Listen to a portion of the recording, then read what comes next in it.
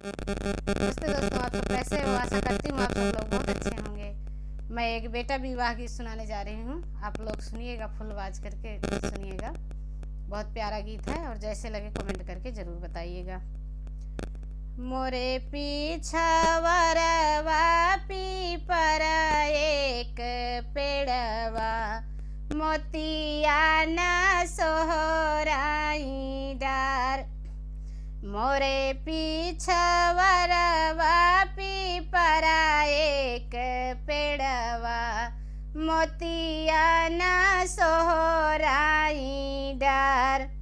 तेही तारे रमायापन पलकी समाराई, लक्ष्मण समाराई आपन घोर।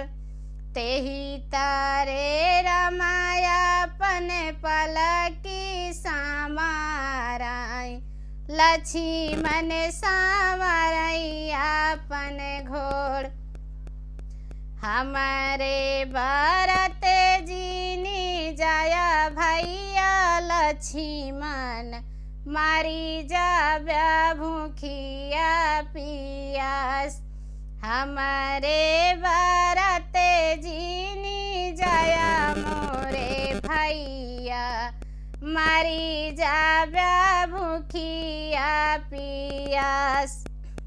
साहब में भूखिया हो साहब पियसिया, साहब चैतवा कई घाम।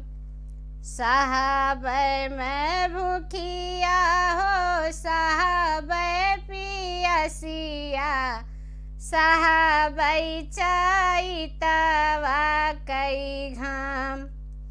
सीता जैसी भौजी बियाही लाई,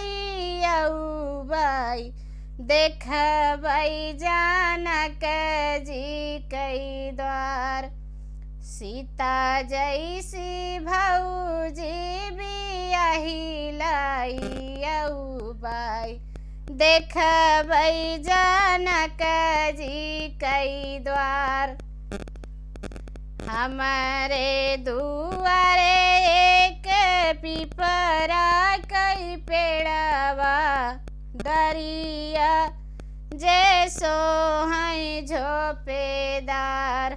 हमारे दुआरे एक पीपर के पेड़वा, दरिया सो हैं झोपेदार। हमारे दुआरे एक पीपरा कई पेड़वा, दरिया सो हैं झोपेदार।